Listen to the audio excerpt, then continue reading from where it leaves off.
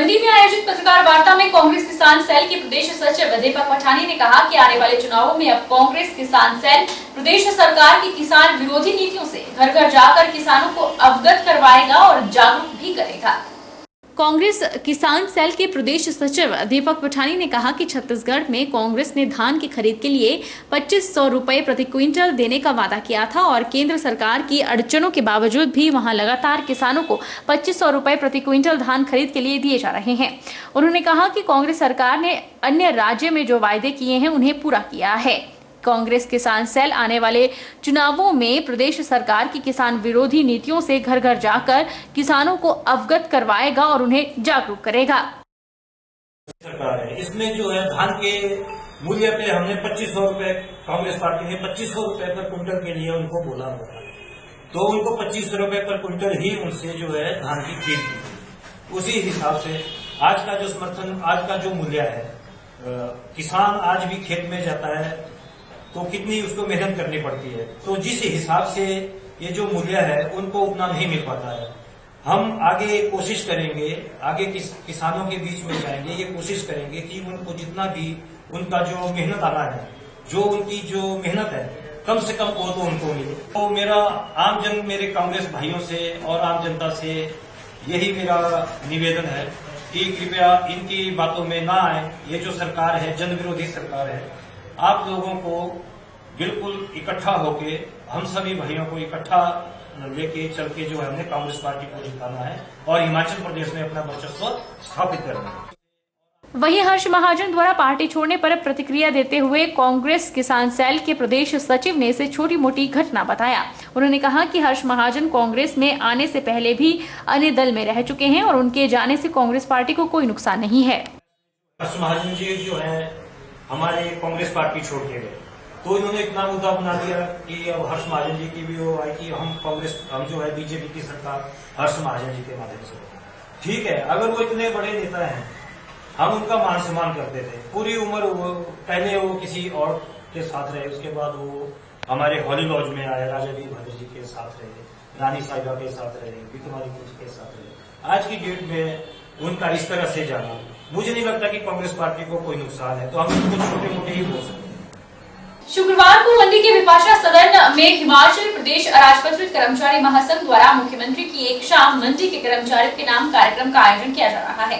कार्यक्रम में प्रदेश सरकार द्वारा कर्मचारियों को लगभग 1500 करोड़ के वित्तीय और अन्य लाभ प्रदान करने के लिए मुख्यमंत्री का आभार और अभिनंदन किया जाएगा। अराजपत्रित कर्मचारी महासंघ का जो कार्यक्रम है वो अगले कल 30 सितंबर 2022 को होने जा रहा है, जिसमें हमारे मुख्य अतिथि हिमाचल प्रदेश के मुख्यमंत्री आदरणीय श्री जयराम ठाकुर जी विशेष रूप से होंगे। और यहाँ तक हमारा मंडी का इस कार्यक्रम का जो है, हमने लगभग 4-5 हजार के कर्मचारियों की यहाँ पे व्यवस्था की है, जिसमें हमने खाने की व्यवस्था की है और बैठने की व्यवस्था की है। तो हमें जहाँ तक उम्मीद है कि हमारे इस संख्या को हम लगभग पार करने में सफल हो पाएंगे कि हिमाचल सरकार ने जो कर्मचारी के प्रति जो अपनी हितैषी दिखाई है वो एक बहुत ही सराहनीय है। ये केवल सिर्फ हम एक सरकारी कर्मचारियों की तरफ से हिमाचल सरकार का एक धन्यवाद करने के रूप में ये कार्यक्रम रखा हुआ है। आजादी के अमृत महोत्सव के अवसर पर ऐतिहासिक शिव मंदिर बैजनाथ के परिसर में भारतीय पुरातत्व विभाग द्वारा राष्ट्रीय ध्वज लगाया गया। इसके स्तंभ की ऊंचाई लगभग 50 फीट है। इस पर लगाया गया ध्वज लगभग 12 से 10 फीट है। यह राष्ट्रीय ध्वज मंदिर में आने वाले श्रद्धालुओं और पर्यटकों के समक्ष अपनी गरिमा प्रदान करेगा।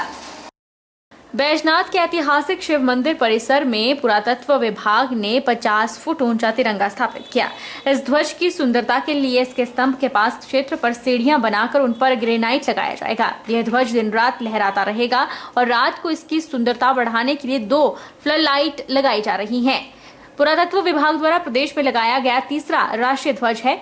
इससे पहले कांगड़ा और नूरपुर किले में भी राष्ट्रीय ध्वज लगाए गए हैं। वहीं युवा गणेश मंडल के प्रधान राजेश शर्मा द्वारा संरक्षण सहायक प्रशांत डोगरा को स्मृति चिन्ह देकर सम्मानित भी किया गया। राष्ट्रीय ध्वज यहाँ पर बैजनाथ परिसर में लगाया जा रहा है। ये भारत के अमृत महोत्सव जो चल रहा है हमारा, तो भारतीय पुरातत्व सर्वेक्षण विभाग ने ये निर्णय लिया था कि बैजनाथ परिसर में भी राष्ट्रीय ध्वज लगाया जाए, जिससे कि सब हमारे जो हमारी जो जनता है, हमारे लोग हैं, हमारे जो विजिटर्स हैं, उनको भी पता लगे, हमारे राष्ट्रीय ध्वज के बारे में जाने, विदेशी सबको पता लगे। तो ये बहुत ही अच्छा काम कर रहा है डिपार्टमेंट, भारतीय पत्र एसोसिएशन विभाग, और बहुत अच्छा ही सराहनीय काम है। विकासखंड कार्यालय अंब के सभागार में पंचायत सचिवों और ग्राम रोजगार सेवकों की एक बैठक आयोजित हुई। इस बैठक में सचिवों और ग्राम रोजगार सेवकों को ग्राम पंचायत विकास योजना 2023-24 के लिए सालाना कार्य योजना तैयार करने की जानकारी प्रदान की गई। साथ ही पंचायत सचिवों को राष्ट्रीय पंचायत पुरस्कार 2022 के लिए नामांकन भरने की प्रक्रिया बारे भी जानकारी प्रदान की गई। भारतीय किसान यूनियन की जिला इकाई का एक प्रतिनिधिमंडल धान की फसल के लिए खरीद केंद्र शुरू करने और प्राकृतिक आपदा और बीमारियों के चलते खराब हुई फसल के मुआवजे की मांग को लेकर एसडीएम नालागढ़ महेंद्र पाल गुर्जर से मिला। उन्होंने एसडीएम के माध्यम से उपायुक्त सोलन को ज्ञापन भी भेजा। सरकार ने नालागढ़ ਦੀ ਜੋ ਅਨਾਜ ਮੰਡੀ ਹੈ ਇਹ ਪੱਕੀ ਕਰਤੀ, ਅਸੀਂ ਧੰਨਵਾਦ ਕਰਦੇ ਹਾਂ। 1.5 ਸਾਲ ਤੋਂ ਅਸੀਂ ਸਮੱਸਿਆਵਾਂ ਦੇ ਨਾਲ ਜੂਝ ਰਹੇ ਹਾਂ। ਕਈ ਵਾਰੀ ਅਸੀਂ ਸੀਐਮ ਸਾਹਿਬ ਨੂੰ ਥਰੂ ਐਸਡੀਐਮ ਡੀਸੀ ਸਾਹਿਬ ਨੂੰ ਗਿਆਪਨ ਦਿੱਤੇ ਆ, ਪ੍ਰੈਸ ਦੇ ਵਿੱਚ ਵੀ ਉਹ ਆਏ ਆ, ਪਰ ਅਜੇ ਤੱਕ ਸਾਡੇ ਜੂਨ ਤੇ ਹੀ ਸਰਕੀ। ਪਿਛਲੀ 24 ਤਰੀਕ ਨੂੰ ਮਤਲਬ ਅਪ੍ਰੈਲ ਨੂੰ ਐਸਡੀਐਮ ਸਾਹਿਬ ਦੇ ਧਰਨਾ ਲਾਇਆ ਜ਼ਿਮੀਂਦਾਰਾਂ ਨੇ। ਐਸਡੀਐਮ ਸਾਹਿਬ ਨੇ ਰਿਟਰਨ ਤੌਰ ਤੇ ਪ੍ਰਸ਼ਾਸਨ ਨੇ ਸਾਨੂੰ ਵਿਸ਼ਵਾਸਨ ਦਵਾਇਆ था ਕਿ ਆਉਣ ਵਾਲੀ ਧਾਨਾਂ ਦੀ ਫਸਲ ਤੋਂ ਪਹਿਲਾਂ ਤੁਹਾਡੀਆਂ ਇਹਨਾਂ ਮੰਗਾਂ ਦਾ ਜਿਹੜਾ ਹੈ ਹੱਲ ਕੀਤਾ ਜਾਵੇਗਾ, ਪਰ ਅਜੇ ਤੱਕ कोई भी साड़ी किसी प्रशासन अधिकारी नाल मीटिंग नहीं नियुक्त की गई। भाजपा के जिला प्रवक्ता रोशन सिंह ठाकुर ने नैना देवी विधानसभा क्षेत्र से चुनावी ताल ठोक दी है। बुधवार को नैना देवी में माथा टेकने के बाद रोशन सिंह ठाकुर ने अपनी प्रबल दावेदारी पेश करते हुए कहा कि वह इस बार नैना देवी विधानसभा क्षेत्र से चुनाव लड़ेंगे। निश्चित रूप से भारतीय जनता पार्टी का वर्षों से कार्यकर्ता हूं और भारतीय जनता पार्टी के जो हमारे प्रदेश का नेतृत्व है उनसे समय समय पर मैंने अपनी बात रखी है और मुझे पूरी उम्मीद है कि इस बार भारतीय जनता पार्टी श्री नैना देवी जी विधानसभा चुनाव क्षेत्र से मुझे उम्मीदवार बनाएगी। भारतीय प्रौद्योगिकी संस्थान मंडी के शोधकर्ताओं ने स्ट्रोक का जल्द से जल्द पता लगाने का एक आसान और सस्ता डिवाइस तैयार करने का प्रस्ताव दिया है और इसका विकास किया है। स्ट्रोक की वजह मस्तिष्क में सही से खून नहीं पहुंचना है, जिसका पता लगाने में इस डिवाइस के विकास में PGMIER चंडीगढ़ का सहयोग लिया गया है। आईआईटी मंडी के शोधकर्ताओं ने स्ट्रोक का जल्द से जल्द पता लगाने का एक आसान, पोर्टेबल और सस्ता डिवाइस तैयार करने का प्रस्ताव दिया है।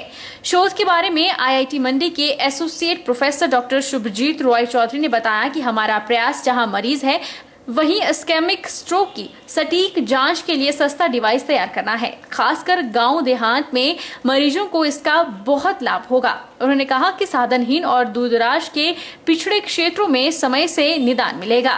आईआईटी टीम ने एक छोटा वेरिएबल डिवाइस डिजाइन और उसका विकास किया है जो नियर इंफ्रारेड स्पेक्ट्रोस्कोपी डायोड के उपयोग से इस्केमिक स्ट्रोक का पता लगाने के लिए 650 nm से 950 nm रेंज में प्रकाश उत्सर्जन करता है।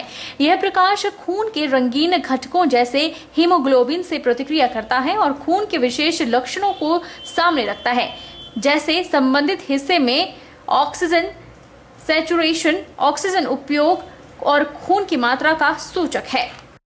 इसमें पेशेंट्स का वेरियस पैथोफिजियोलॉजिकल पैरामीटर्स एस्टिमेटेड हो पाएगा और इसका कीमत भी काफी कम रहेगा ताकि वो विलेज लेवल, ब्लॉक लेवल में इम्प्लीमेंट हो सके।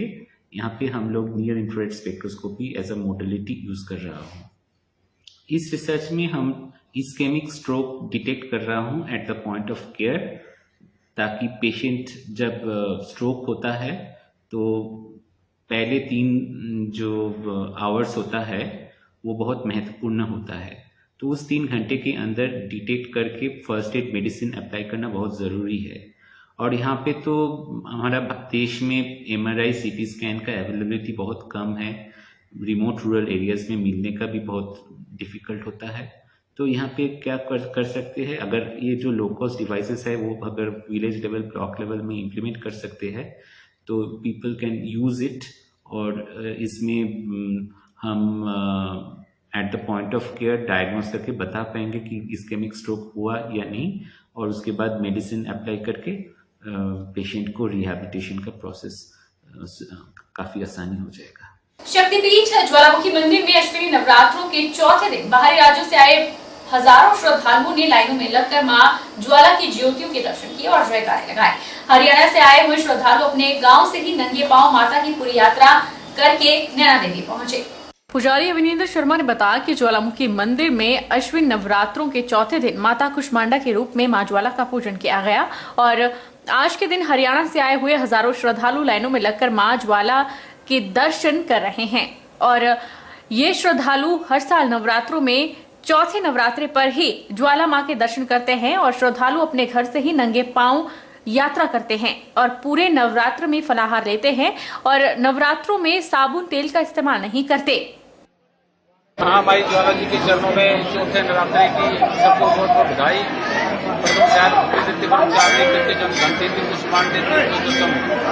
आज ज्वाला महामाई जो है कुष्मांडा के रूप में सभी भक्तों को अपने दर्शनों का लाभ दे रही है।